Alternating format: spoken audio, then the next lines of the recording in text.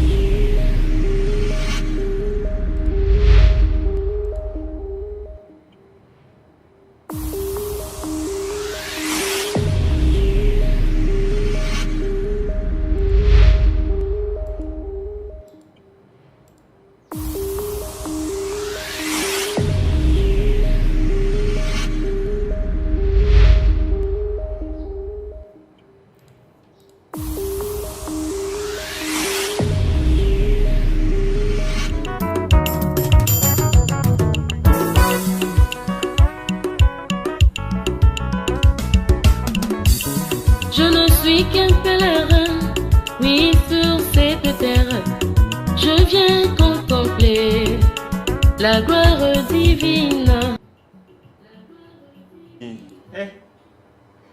Bonjour, très chers frères et sœurs, bien-aimés saints de Dieu. Aujourd'hui, samedi 30 novembre 2024, Dieu nous a fait encore sa faveur de se retrouver autour de sa parole dans le cadre, bien sûr, de votre émission que vous aimez tant, le temps d'éclaircissement. Et Dieu a voulu que nous abordons par sa grâce et son intelligence aujourd'hui la 5e parole du Seigneur Jésus-Christ à la croix, là où il avait déclaré « J'ai soif », conformément à Jean chapitre 19, verset 28. Donc, nous sommes vraiment heureux et nous conseillons toujours à nos bien-aimés dans de telles émissions, il ne faut surtout pas oublier votre carnet ou bloc-notes ainsi que votre stylo pour, n'est-ce pas, prendre des notes, car les temps d'enseignement comme tel sont les temps où il faut bien veiller, parce que tout ce que le Seigneur nous donne comme enseignement a pour but de construire notre homme intérieur. C'est l'homme intérieur là que le Seigneur en a besoin. Voyez, comme nous mangeons de manière physique, pour être en bonne santé, nous mangeons tout ce qu'il faut. Et cela est bon pour la construction de la chair humaine. Voyez, notre homme intérieur se nourrit de l'enseignement, de la prière. Voyez, sont là des saints, comme nous stipule Cantique des Cantiques, chapitre 1, verset 13. Voyez? Donc, c'est comme ça, nous devons nourrir notre homme intérieur. prière par des nourritures saines et pas par des déclarations sans fin, pas par des déclarations vaines. Vous voyez, c'est comme ça, bien-aimés. Alors, apprêtez-vous déjà pour marcher ensemble avec nous. Car, bien que nous allons essayer d'être simples, mais il est aussi bien d'écrire. Comme nous disons toujours, les bonnes habitudes des Thessaloniciens des Bérets, selon Actes chapitre 17, versets 10 à 11. Il écrivait tout ce que les apôtres les enseignaient. Et après la prédication, il examinait sur les Écritures, dans ce qui est écrit, pour voir si réellement ce qu'on leur enseignait, si cela était exact. Voyez, l'exactitude et la véracité des choses de Dieu, ce n'est pas par le nombre de personnes qui écoutent la prédication. La véracité de la parole de Dieu n'est pas aussi par ceux qui acclament, mais c'est dans les Écritures saintes. Voyez, les gens peuvent bien acclamer les prédicateurs, mais cela ne justifie pas que ce qu'il dit dans sa prédication est vrai. Non, bien-aimé, on vérifie l'exactitude d'une prédication par ce qui est écrit. Voyez, si Ève était vraiment assidue dans tout ce qui est écrit, tout ce que Dieu Yahweh avait écrit dans sa lettre qui est Adam, si vraiment elle veillait, elle n'allait pas être séduite par les serpents. Mais le fait qu'elle n'avait pas veillé sur ce qui est écrit, c'est voilà pourquoi elle était séduite. Voyez, bien aimé. Un homme, un enfant de Dieu, un homme bien assidu, qui veille sur son enseignement, il ne sera jamais séduit par des mensonges, par des messages de falsificateurs. Voyez, parce que le diable, lorsqu'il est venu vers le Seigneur Jésus, il n'avait pas peur. Hein? Il est venu tenter le Seigneur, son Créateur. Il dit, il est écrit. Voyez, même le menteur vient avec ce qui est écrit.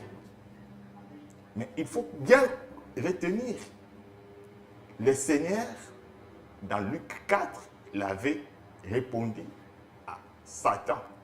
Il est aussi écrit. Voyez, c'est ça la deuxième lecture. Et la vie est dans la deuxième lecture. Il est aussi écrit.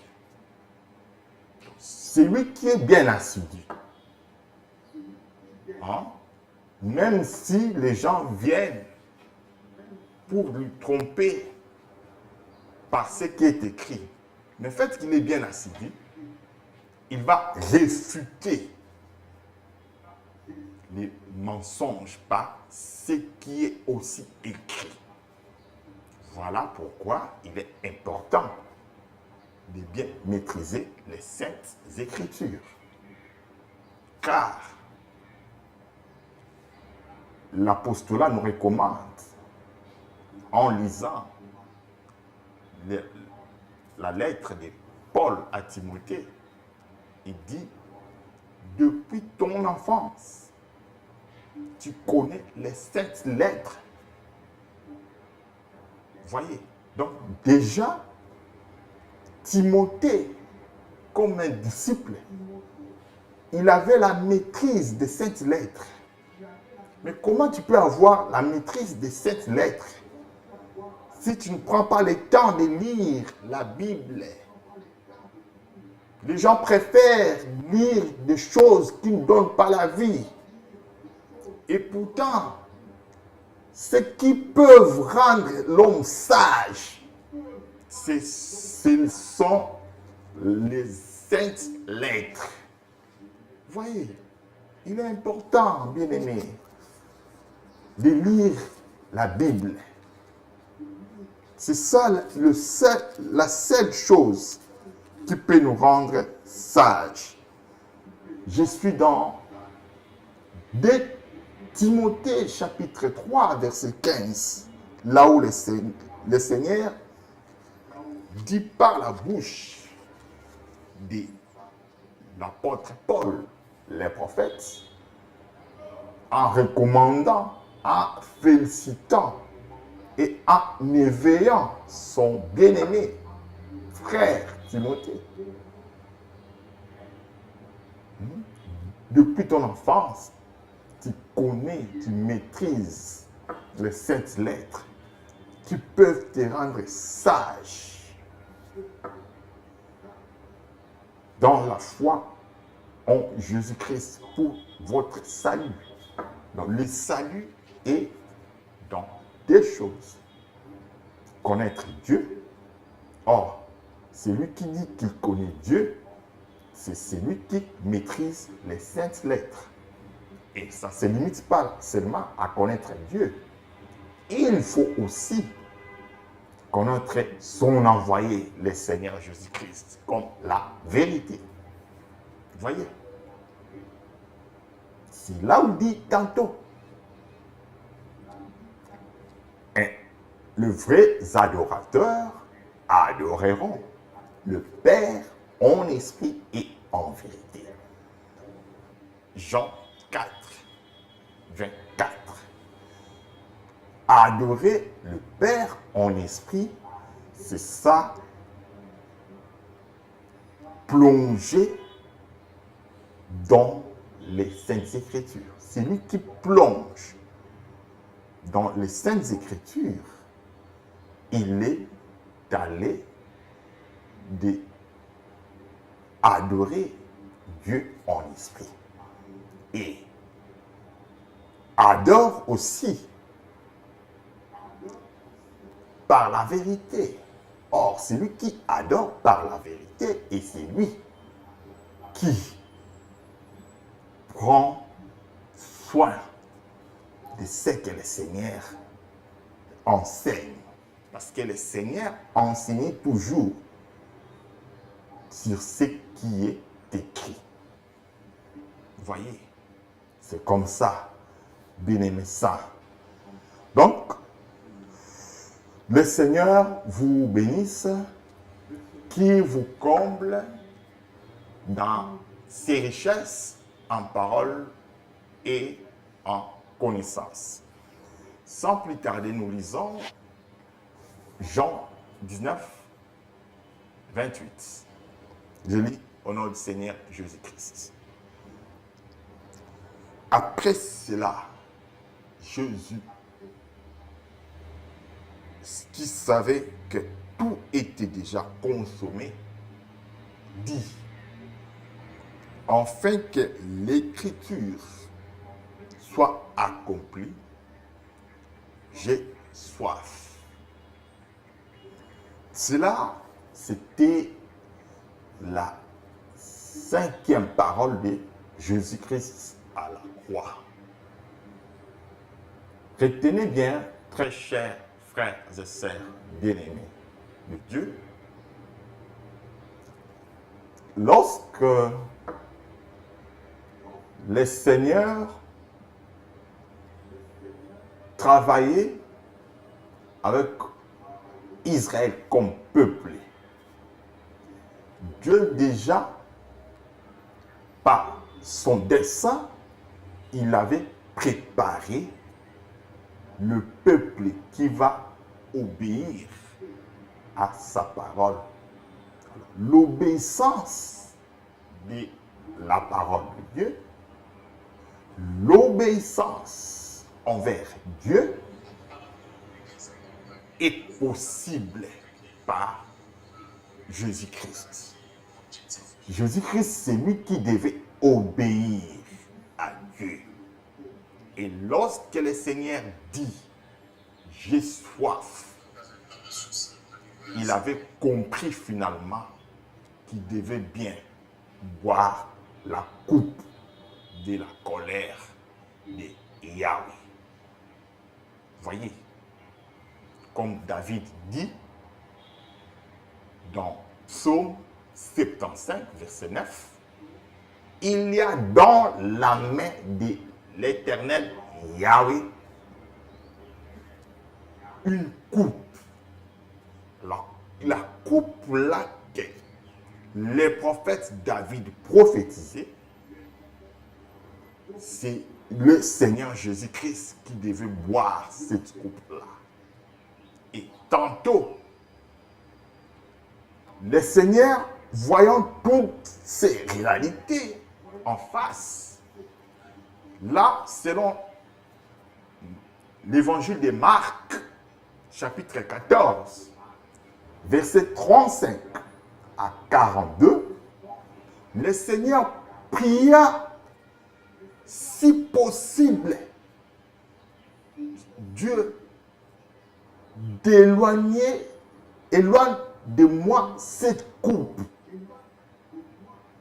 Voyez, mais après, il a compris pour dire, toutefois, que ta volonté soit faite. La volonté de Yahweh, c'était que le Seigneur puisse boire cette coupe-là. La coupe de la colère de Dieu. Donc, la colère de Dieu devait tomber sur le Seigneur Jésus-Christ. Il y a beaucoup de prophètes qui ont prophétisé. Déjà, Ésaïe 53, verset 4 et 5 dit la paix, la bonne nouvelle qui nous donne la paix a été tombée sur lui et par ces meurtrissures que nous avons la paix. Voyez, donc le châtiment là de Dieu était tombé sur lui. C'est là aussi, prophète Salomon dit dans Proverbe,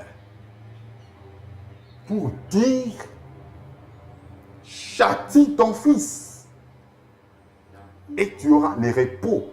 Donc, le Seigneur, Yahweh, pour avoir le repos dans tout ce qu'il avait prévu, il devait accepter de mourir comme étant la chair, afin de boire la coupe pour que le peuple qui autrefois était perdu par Adam, que ce peuple-là, comme l'humanité, puisse avoir la paix pour que le salut soit notre partage.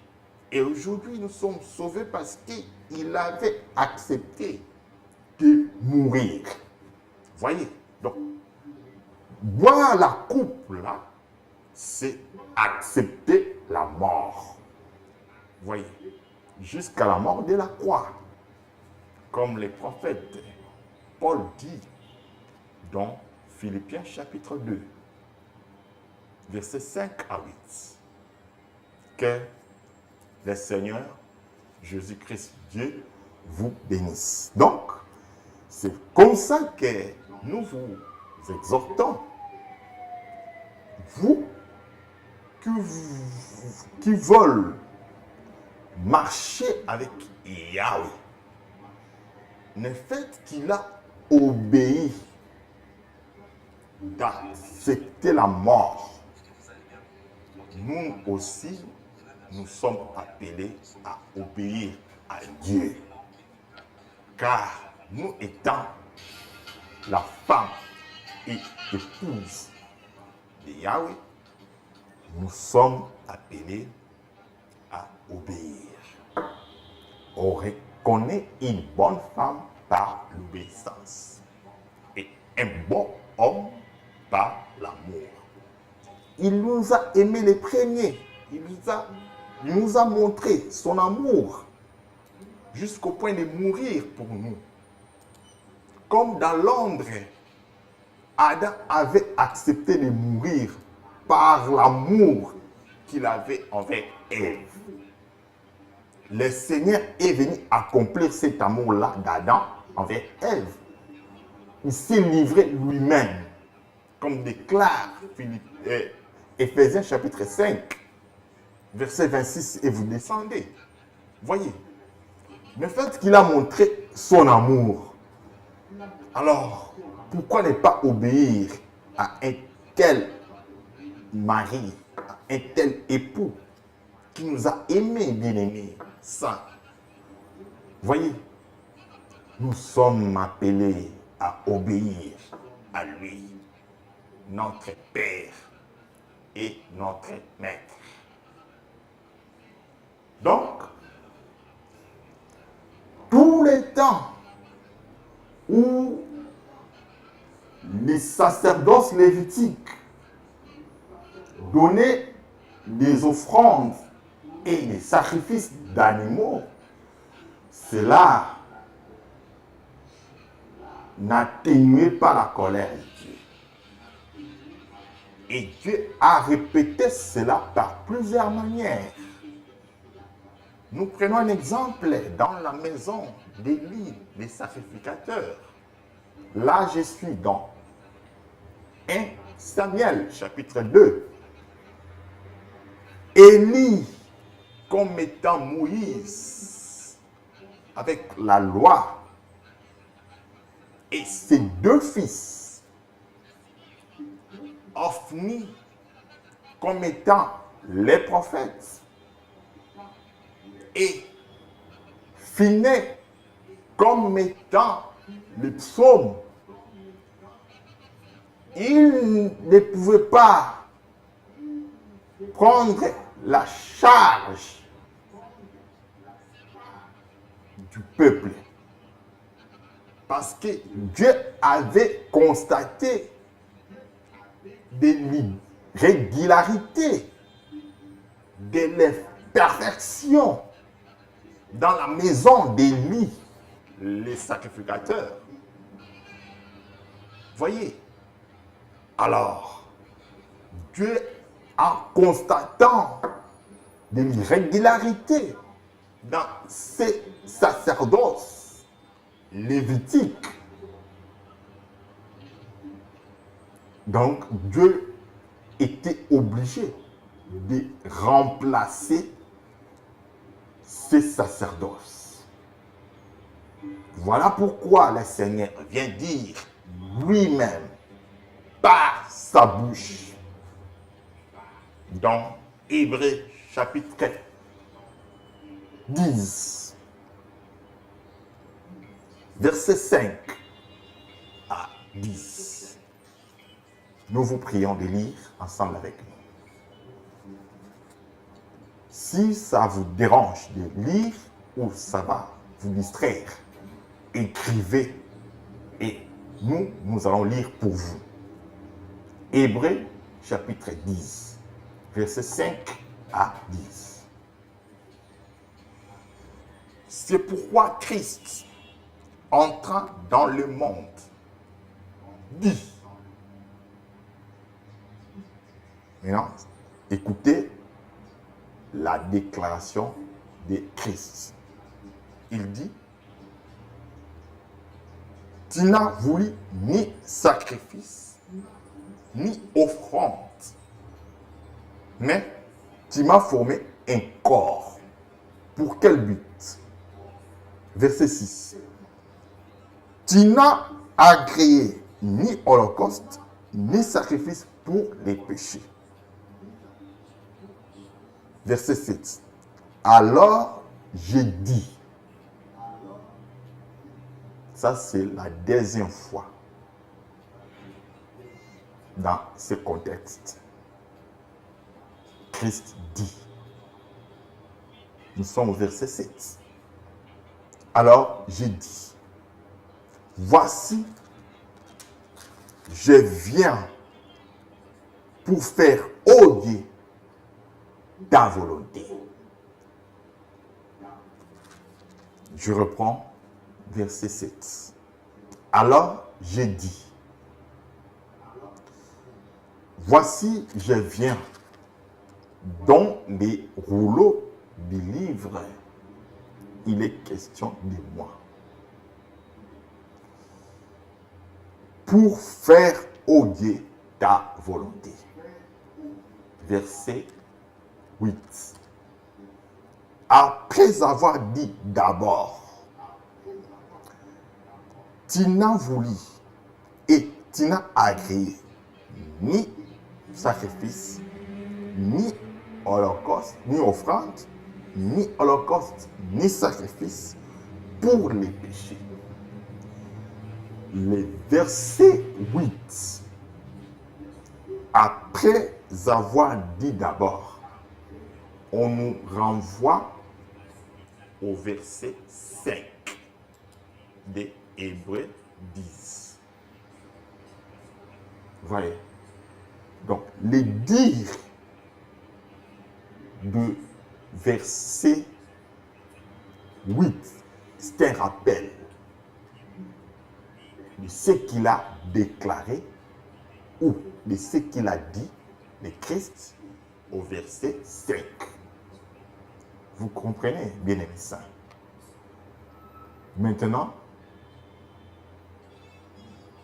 verset 9. Ce qu'on offrait selon la loi, il dit ensuite, ici maintenant, c'est la troisième fois de dire dans ce contexte. Il dit au verset 5, il dit alors au verset 7,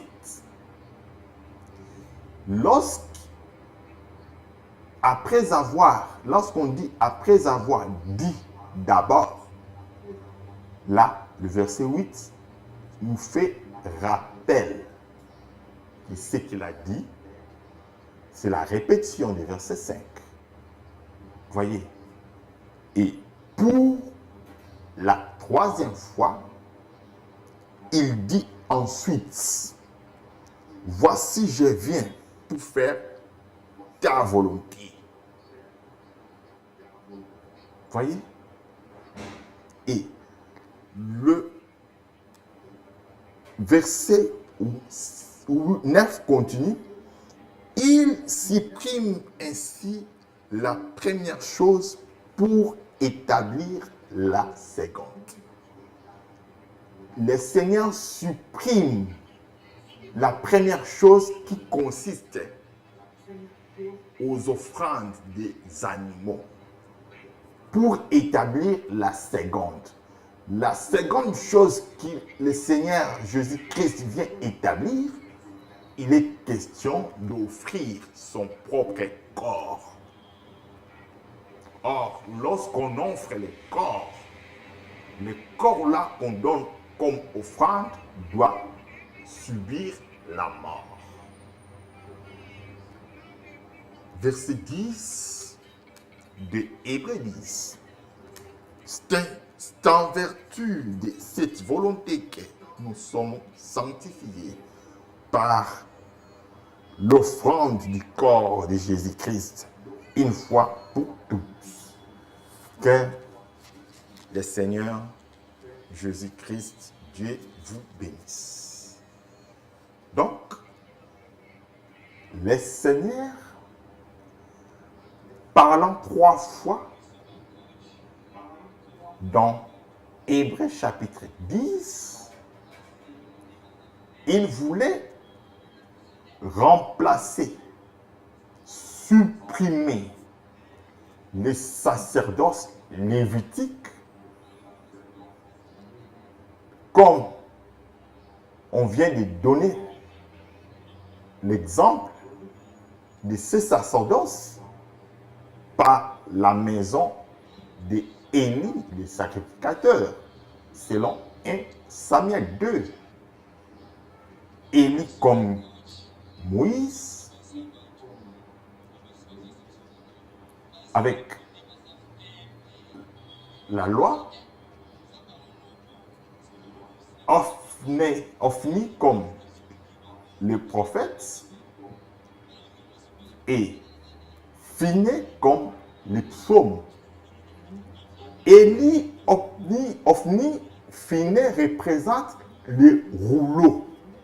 C'est là où le Seigneur vient dire dans son discours, selon Hébreux 10, dans les rouleaux du livre, il est question de moi. Donc, dans ces rouleaux du livre, Moïse, prophète et les psaumes, il est question du Seigneur. Alors, ces 3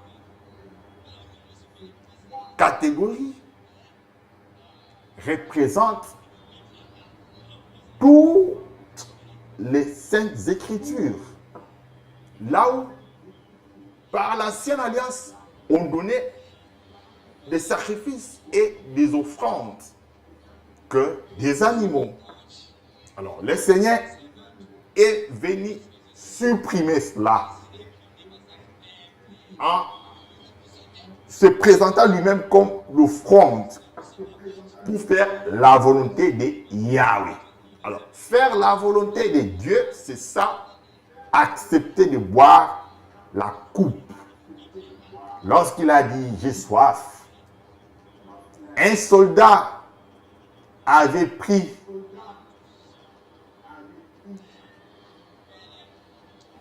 le bois d'hysope et il y avait un tissu en chiffon. Il avait versé ce bois-là, d'hysope, sur les vinaigres et il a fait boire les seigneurs à la croix de Golgotha. Ce soldat a été averti. Donc, comme signe, le Seigneur devait boire cette coupe-là. Il devait mourir. Il devait accepter de mourir.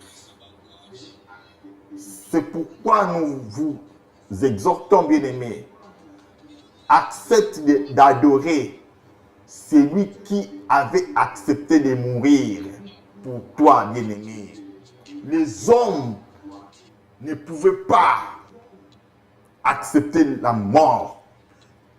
Lui seul, Yahweh, avait porté le corps pour accepter de mourir, afin de prendre notre place pour nous amener au salut. Voyez, bien-aimés, nous lisons, le Seigneur est celui qui est venu boire cette coupe-là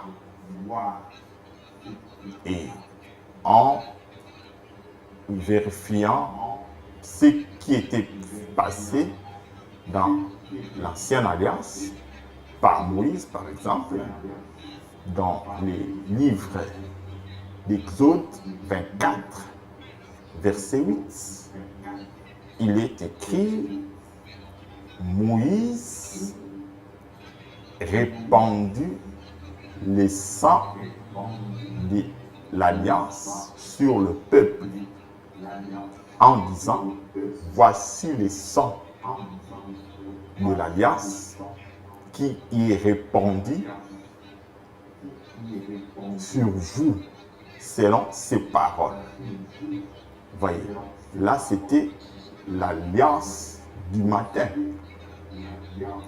Et Moïse n'a pas dit l'alliance, le sang de l'alliance qui est répandu pour la rémission de vos péchés. Non. Là, il n'a pas dit. Mais c'est lui qui est venu dire et répandre son sang pour la rémission des péchés selon Luc 24, versets 46 et 47. C'est le Seigneur Jésus-Christ. Il a répandu son sang pour les péchés, pour le pardon du péché le soir. Donc, le matin, nous voyons les offrandes, les sacrifices des animaux. Ça ne pouvait pas traiter l'affaire d'homme, mais lui-même apporter les corps pour traiter l'affaire d'homme, afin de ôter les péchés. Voilà pourquoi, ce jour-là, lorsque Jean-Baptiste avait vu le Seigneur venir vers lui, il l'a déclaré selon Jean 1, 29. Voici l'agneau de Dieu qui ôte les péchés du monde. C'est bien lui qui avait la charge et la responsabilité de boire la coupe de la mort qui symbolise la colère de Dieu. Vous voyez, c'est comme ça. Mais, cependant, les sacerdoces lévitiques qui exprimaient la défaillance, ça ne pouvait pas traiter l'affaire d'homme pour donner les saluts. Voyez, quel rapport a-t-il l'homme et l'animal? Celui qui avait péché au jardin d'Éden, c'était l'homme. C'est lui, Adam, qui avait désobéi à l'ordre de Yahweh. Voyez, le sang d'animaux, ça ne pouvait pas traiter cette affaire-là. Voyez, et c'est pourquoi lui-même, Yahweh, avait porté la chair qu'on appelle fils. Il est venu comme le serviteur pour devenir un péché, en fait, d'ôter les péchés. Voyez? Ok. C'est comme ça. C'est là où l'apôtre Pierre, le pasteur, nous dit dans 1 Pierre chapitre 1, verset 2, et qui sont élus selon la préséance de Dieu le Père, par la sanctification de l'Esprit, afin qu'ils deviennent obéissants et qu'ils participent à l'aspersion du sang de Jésus-Christ. Voyez, donc nous participons par la sanctification, parce que le Seigneur nous avait choisis. Il nous a élus depuis l'éternité pour participer dans cette œuvre-là, œuvre de la croix. Voyez? Ok. Gloire soit rendue à Dieu parce qu'il a fait l'œuvre rédemptrice et salvatrice pour nous sauver, bien-aimés. Aujourd'hui, nous sommes sauvés parce que nous obéissons la parole de Dieu.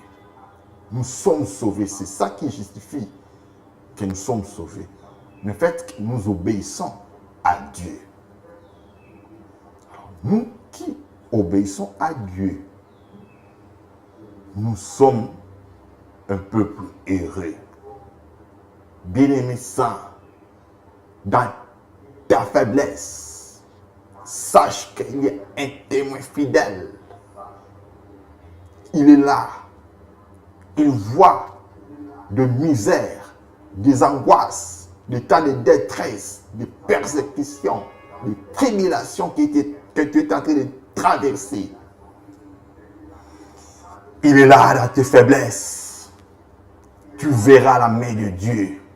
Dieu n'abandonne pas tous ceux qui sont dans ses mains. Voyez, bien-aimés, ne sois pas découragé, bien-aimé. Fortifiez-vous, bien-aimés.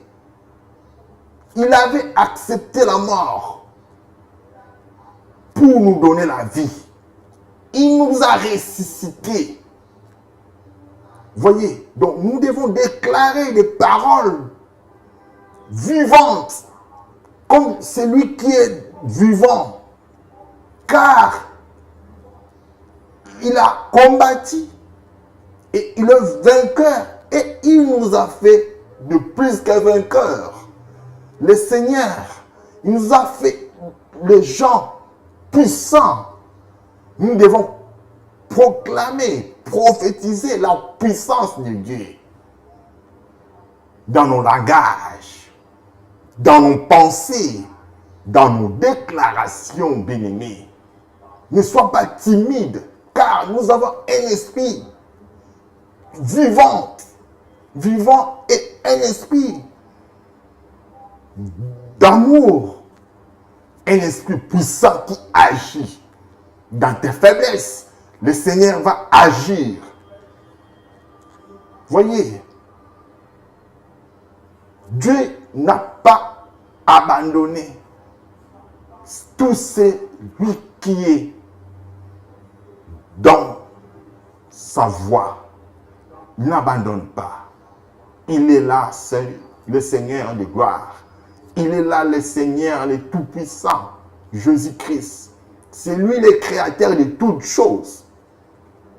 Voyez, il va te secourir. Tu vas retrouver la vie. Tu vas retrouver tout ce que tu avais perdu. Voyez, il est là. Il va nous soutenir dans nos faiblesses. Il va nous soutenir dans nos soucis.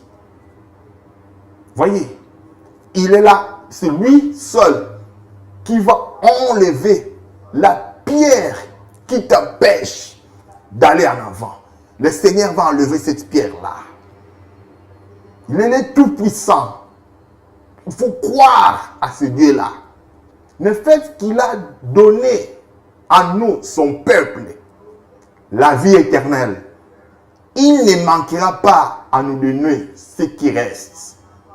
Ce qui paraît difficile et impossible aux yeux des hommes, lui, comme étant Dieu, l'a rendu possible en nous donnant la vie éternelle. Le mariage, c'est quoi devant ce Dieu-là? Le boulot, c'est quoi devant ce Dieu-là?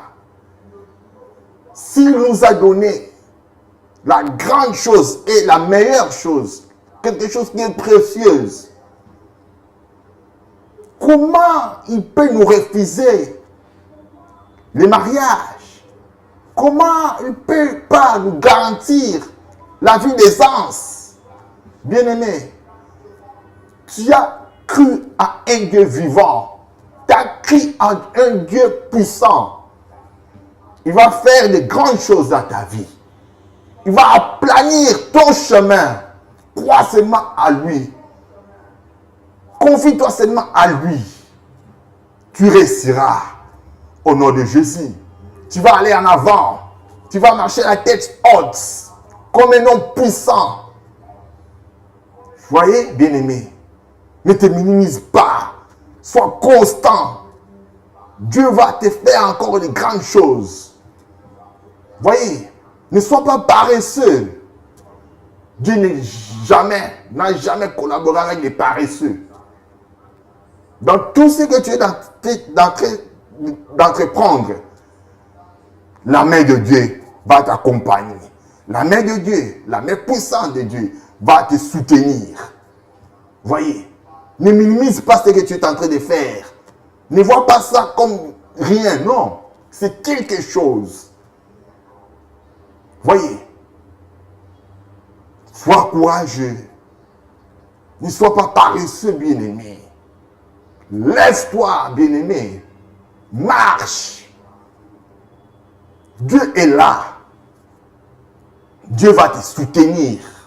Marche, bien-aimé. Allez en avant. Que les grandes portes s'ouvrent devant toi. Des accès efficaces s'ouvrent devant toi. Tu réussiras. Tu réussiras. La parole de Dieu a créé toutes choses, des choses invisibles et des choses visibles. Cette parole-là que tu as crue va s'ouvrir, va créer de grandes choses dans ta vie. Bien-aimé saint, c'est comme ça que nous vous exhortons en vous disant Dieu qui a accepté de prendre la coupe de la colère de Dieu. La colère et le châtiment de Yahweh est tombé sur lui pour que nous vivions la grâce de Dieu. La grâce de Dieu, c'est la vie des anges. La grâce de Dieu, c'est la vie des centuples. La grâce de Dieu, c'est la vie meilleure. La grâce de Dieu, c'est le sourire. La grâce de Dieu, c'est la joie. Déjà, la prophétie dit par la bouche de David, je suis dans la joie quand on me parle en allant dans la maison de Dieu. C'est lui qui nous dit d'aller dans la maison de Dieu. C'est lui-même, le Seigneur. Il s'est approché de nous. Il est venu nous visiter. Lorsque Yahweh visite son peuple, oh Jésus, c'est pour que les choses meilleures soient notre partage. La puissance, le bonheur, la grandeur, la dignité, l'autorité soient notre partage. Voyez bien aimé, c'est ça la parole d'encouragement que Dieu veut te donner aujourd'hui, en date du 30 novembre 2024. Soyez constants, soyez confiants, sois heureux. Dieu va t'accompagner dans tes activités, dans ton entreprise, dans tes études. Voyez, ne mets pas dans ta tête que tu es chômeur, non. Le chômage, c'est temps. Mais sache que Dieu va mettre fin dans tout ce temps-là que tu es en train de subir, des temps de faiblesse. Il est tellement fidèle. Voyez, si makolo na lulobanaye osuka me yeba ke sika na suki nde sika kolo nzambe na bomoi abandi ozolanda molingani mosantu akumunso bikamwa akotalisa makambo malonga makambo ya kitoko oyo elingamaka ekomona yango mpe ekotatola yango na bibebu na yo.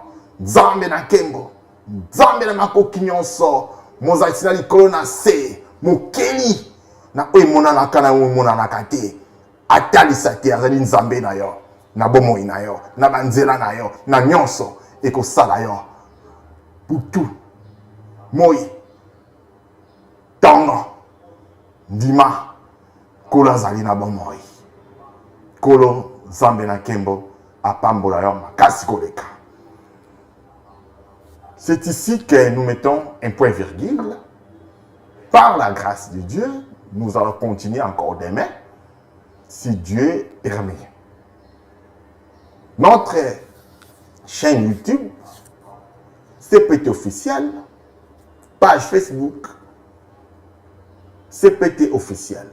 Notre adresse de l'église, avenue Itaga 252, croisement Itaga, avenue des Amoureux. Nous sommes là dans la commune de Lingwala. Chaque mercredi, vendredi, 17h à 19h30 et le dimanche, 8h à 11h30.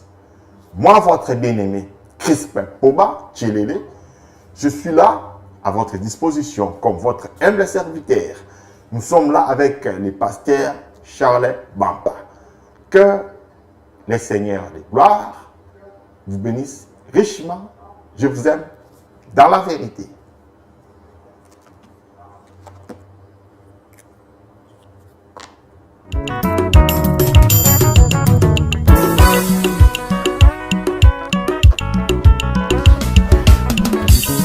Je ne suis qu'un pèlerin, oui, sur cette terre, je viens contempler